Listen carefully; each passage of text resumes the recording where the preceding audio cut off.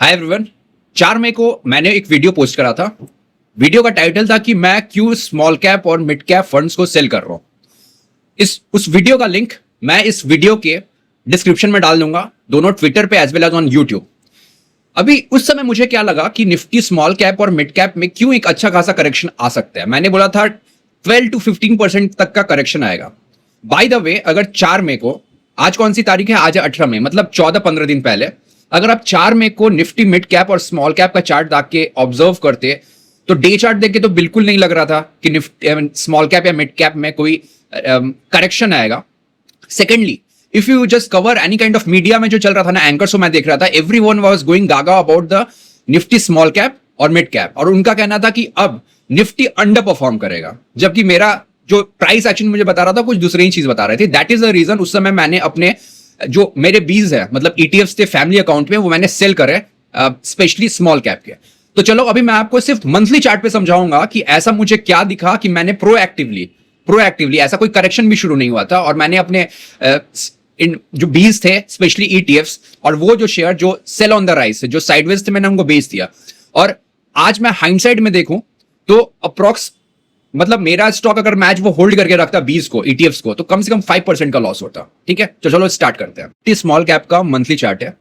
अभी आपको 2 से 3 मिनट के लिए बहुत ध्यान से देखना पड़ेगा, और मैं सिर्फ डाउ थ्योरी यूज करूंगा, और मैंने जो प्रेडिक्शन करा था 4 मई को, मैं उसको बताऊंगा वो लॉजिकली कैसे सही था। ठीक है, सबसे पहले मैं कुछ ड्रॉज करता हूं, मार्क्स करता हूं, आप बस ध्यान से देखना। ये वाला पॉइंट, ये वाला पॉइंट, ये वाला पॉइंट, ये वाला पॉइंट, ये वाला पॉइंट और ये वाला पॉइंट। ठीक है, 1 2 3 4 5 6, ये क्या है? ये स्विंग हाइज है। ठीक है, मैं बता रहा हूं। अब हम ड्रॉ करेंगे कि स्विंग हाइज का स्ट्रक्चर कैसा था। तो देखो, ये था यहां से, ये जो हाई है ये हायर हाई से कहते हैं।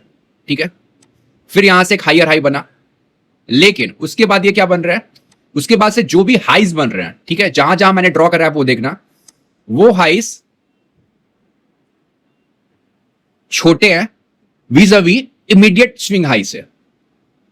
ठीक है, होप आपको ये समझ आ गया होगा। जो मैंने एक बहुत इंपॉर्टेंट चीज बोली, स्मॉल कैप इंडेक्स ने एक रैली करी, यहां से यहां तक एक अच्छी खासी रैली हुई। उस रैली को होने का पहला जो रीजन था कि वहां पे हायर हाइज बन रहे थे। हायर हाइज क्या होता है? हायर एक टिपिकल पैटर्न होता है जो ये दिखाता है कि स्टॉक या इंडेक्स तेजी में है, it is in bullish trade, right.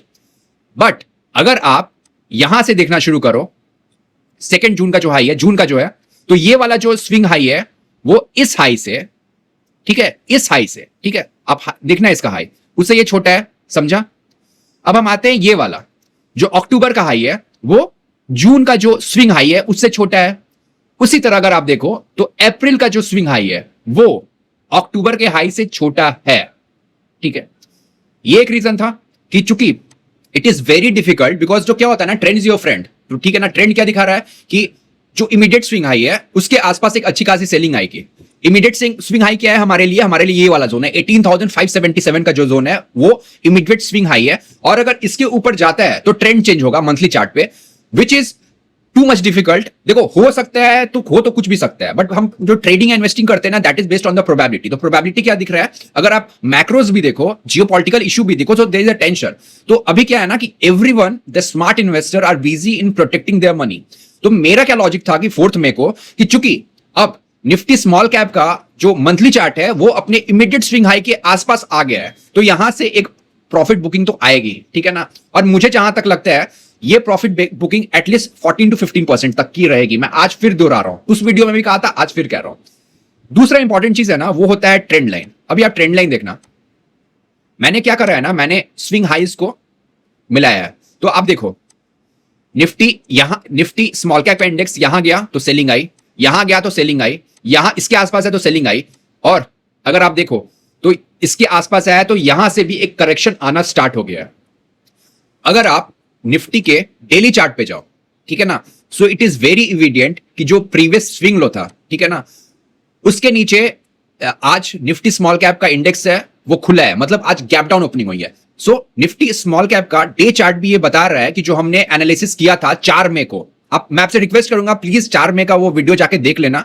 YouTube पे मैं डिस्क्रिप्शन में डाल दूंगा और ट्विटर में मैं इस जो ये वीडियो बना रहा है इसके इस पोस्ट नीचे उसे डाल दूंगा, तो आप प्लीज वो देखना। और मुझे अभी भी लग रहा है कि निफ्टी स्मॉल कैप और मिड कैप में एक अच्छा क्या ऐसा करेक्शन आएगा।